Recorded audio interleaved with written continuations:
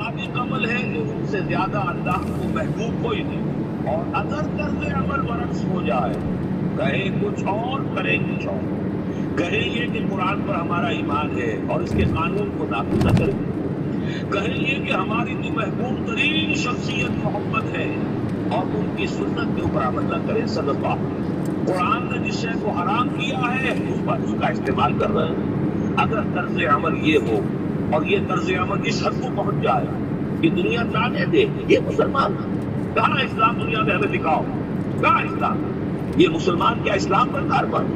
George Bernard شاہ نے کہا تھا کہ میں جب قرآن پڑھتا ہوں تو محسوس کرتا ہوں اس سے بہتر کتاب کوئی ممکن نہیں، لیکن جب مسلمانوں کو دیکھتا ہوں تو محسوس کرتا ہوں اس سے زیادہ ذلیل قوم دنیا میں کوئی نہیں. یہ کنٹراسٹ ہے جو اپنے وجود سے پیش کر. کیا اس کی وجہ سے لوگ اسلام کی طرف راغب ہوں گے یا اسلام سے متنفر ہوں گے؟ کیا ہمارا منہ ہوتا ہے ہم باہر جاتے ہیں، اسی لیے ہم تو تبلیغ میں تو کم سے کم وہاں جا کر جو مسلمان کھوئی ہوئی بھیڑیں ہیں امت محمد صلی اللہ علیہ وسلم کی، انہیں کو ریکلیم کرنے کی کوشش کرتا ہوں. جیسے کہ حضرت مسیح نے کہا تھا میں تو بنی اسرائیل کے گھرانے کی کھوئی ہوئی بھیڑوں کی تلاش میں آیا.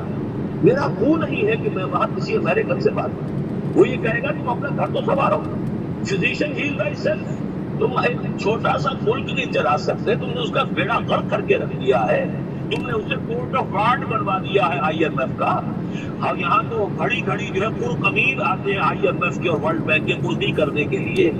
ہر روز اتنی پوزی ہو رہی ہے، ہر روز جو ایک آج گاڑیوں کا کرایہ بڑھ رہا ہے، بجلی کا کرایہ پوزی ہو رہی ہے. عوام کے اندر جو بھی راستہ رہ گیا اسے چوسنے کا اور تشہیر کرنے کے لیے ایک حکومت کو گرا دو، وہ تو بدنام کر دی گئی، دوسری حکومت لے آؤ اس کے ہاتھ میں کچھ کام کروا دو، وہ بدنام ہو جائیں گے تو ان کو بھی ہٹا دینا. ان کا کیا کھیل ہے؟ یہ کھیل کھیلتے رہیں گے اور اس میں یہ کہ اپنی کرسیاں کرتے چلیں گے. یہ حالت کیا میرا منہ ہے کہ میں جا کر وہاں بات کروں. تم اپنے گھر کو دیکھو، تم اپنے ملک کو دیکھو. ایک وہ ہے جنہیں تصویر بنا آتی ہے، ایک تم ہو کے لیے اپنی بھی صورت کو بگاڑ. ایک ہی ساتھ تم آزاد ہوئے تھے، انہوں نے اس ملک کو بنایا ہے، اپنی معیشت کو، اپنی اکانومی کو اپنی بنیادوں پر، اپنے پاؤں پر، اپنے پیروں پر کھڑا کیا ہے. آج جو ہے وہ ایک پوری سپر پاور بن چکا ہے اور وہ کہ ڈرتا تھا پاکستان دو طرف سے ہمیں جو ہے قابو کر لے گا. پہلے تقریباً 20 برس میں ہندوستان کے بھارت کے کامتے ہوئے گزرے ہیں پاکستان سے.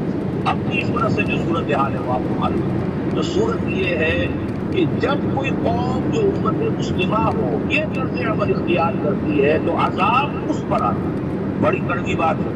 آج عذاب کفار پر نہیں آ رہا، وہ تو اللہ تعالیٰ ان سے آخرت میں نمٹ لے گا، اور آخرت تو ہے ہمیشہ کی، بڑا تو عذاب تو وہی کا ہے.